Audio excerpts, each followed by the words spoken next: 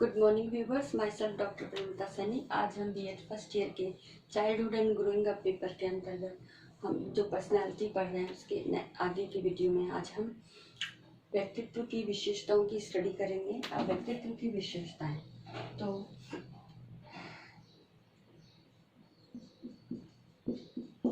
व्यक्तित्व की विशेषताएं,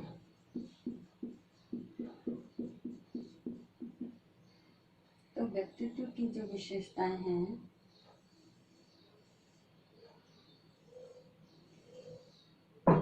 ये जो विशेषताएं निकली है बेसिकली हम डेफिनेशन के आधार पर ही मान सकते हैं।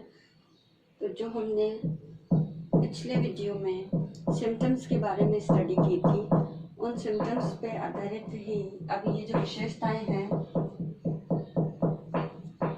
इसमें है सबसे पहली आत्मचेतना। आत्मचेतना यानी हमारा जो सेल्फ है, सेल्फ कॉन्शियसनेस।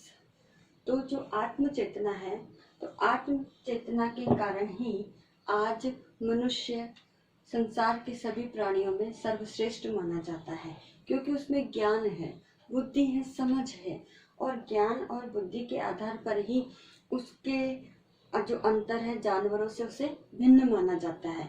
तो हम ये कह सकते हैं कि आत्मचेतना के आधार पर ही उसकी पर्सनैलिटी जो है, हम आमतौर पर कभी किसी जानवर की पर्सनैलिटी के बारे में बात नहीं करते, हम केवल मनुष्यों की ही पर्सनैलिटी की बात करते हैं। तो ये जो अंतर है ज्ञान के आधार पर, सेल्फ कॉन्शियसनेस के आधार पर, उसे अन्य प्राणियों के, जो संसार के अन्य प्राणी है, उससे भिन्न रखता है।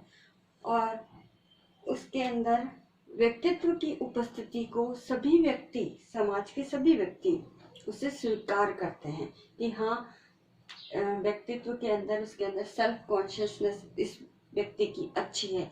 तो समाज द्वारा स्वीकार्यता होने के कारण उस व्यक्ति के व्यक्तित्व में आत्मचेतना की उपस्थिति होती है। वह ये सोच सकता है कि मैं क्या हूँ, समाज क्या है, दूसरे व्यक्तियों के साथ मेरे क्या रिलेशन है, मुझे किस प्रकार का व्यवहार करना चाहिए, किस प्रकार से एक दूसरे का सहयोग करना चाहिए, प्रेम करना चाहिए। तो ये सारी कॉन्शियसनेस, सेल्फ कॉन्शियसनेस ही व्यक्ति के व्यक्तित्व की विशेषताएं हैं। सेकंड जो आता है इसके अंदर वह है सामाजिकता।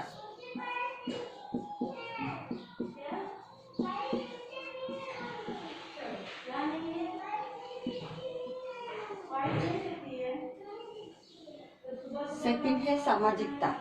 सामाजिकता का अर्थ है सोशिएबिलिटी, यानी हम कितने सोशल हैं, क्योंकि हम सभी जानते हैं कि मनुष्य एक सामाजिक प्राणी है और समाज में रह कर के ही वह अपना विकास करता है।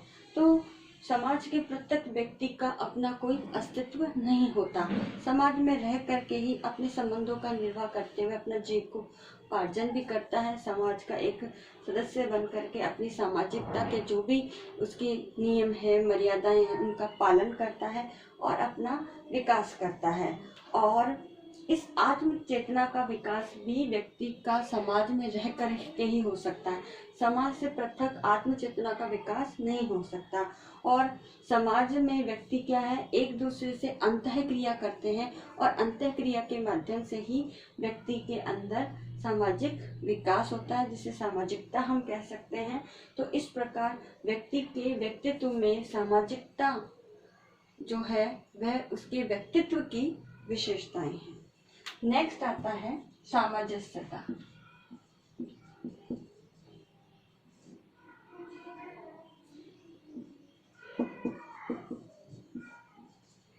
यानी एडजस्टमेंट। तो इस एडजस्टमेंट के अंदर व्यक्ति की बहुत ही इम्पोर्टेंट विशेषता है एडजस्ट होना, वातावरण या परिस्थिति के अनुसार अपने आप को समायोजित कर देना, चाहे वो आंतरिक परिस्थिति हो व्यक्ति के अंदर की, चाहे वो बाह्य परिस्थितियां हो जो समाज में रह करके उसके लिए उपस्थित होती है। तो इन परिस्थितियों में व्यक्ति क्या है, अपने आप से सामंजस्यता स्थापित करते हुए अपना विकास कर सकता है। और इस सामंजस्यता के कारण ही व्यक्ति के व्यवहार में परिवर्तन होता है, और व्यक्ति के व्यवहार में परिवर्तन होने के कारण ही हर एक व्यक्ति का व्यक्तित्व दूसरे व्यक्ति के व्यक्तित्व से हमेशा पृथक दिखाई देता है। तो सामंजस्यता की का जो गुण है, स्पेशलिटी है, वो व्यक्ति के व्यक्तित्व में होती है। नेक्स्ट आता है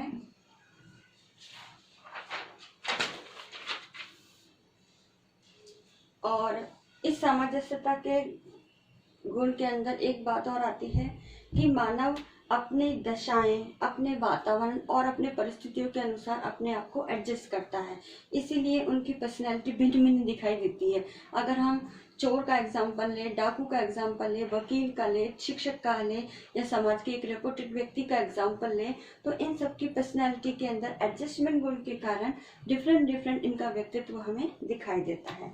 नेक्स्ट जो विशेषता है वह है निर्देशित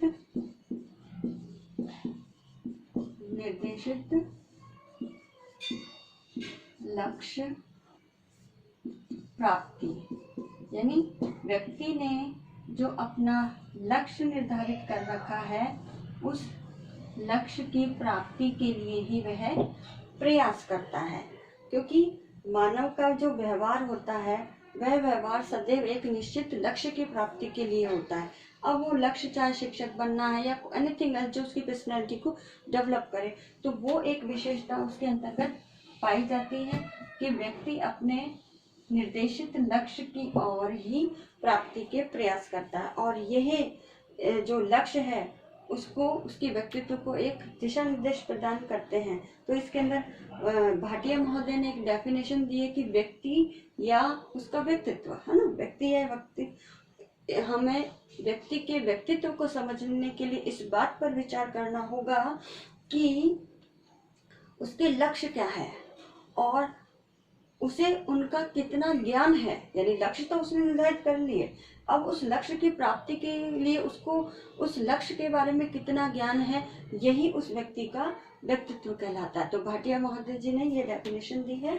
नेक्स्ट आता है दृढ़ इच्छा शक्ति। दृढ़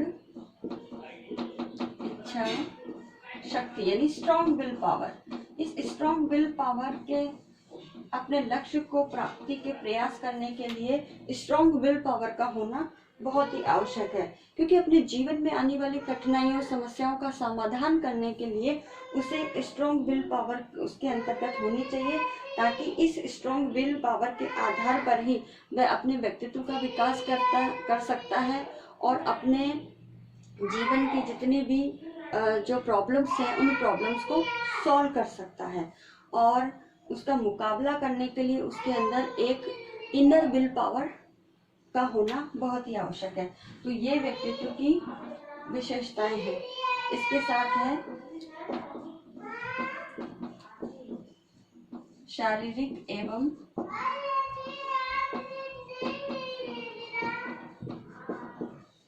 मानसिक स्वास्थ्य। तो शारीरिक और मानसिक स्वास्थ्य भी व्यक्ति के व्यक्तित्व की विशेषता है। तो शारीरिक और मानसिक स्वास्थ्य के कारण ही इसके अंदर व्यक्ति की मनो और जो शारीरिक स्थिति कहा जाता है, और जिसकी मनो शारीरिक स्थिति स्ट्रॉन्ग होती है उसका पर्सनैलिटी उतनी ही पावरफुल होती है, और जिसकी मनो शारीरिक स्थिति अगर कमजोर होती है, निर्बल होती है, दुर्बल होती है, तो उसका व्यक्तित्व भी वैसा ही हमें समाज में दिखाई देता है। तो इस प्रकार आज के इस वीडियो में हम व्यक्तित्व की विशेषताओं की इतनी ही स्टडी करेंगे। कुछ और व्यक्तित्व की विशेषताएं जिसकी हम नेक्स्ट वीडियो में स्टडी करेंगे। तो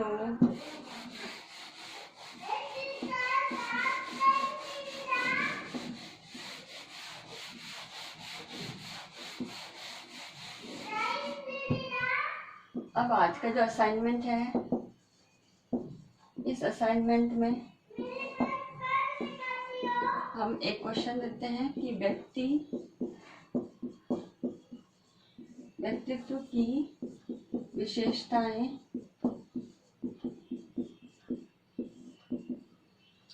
बताइए।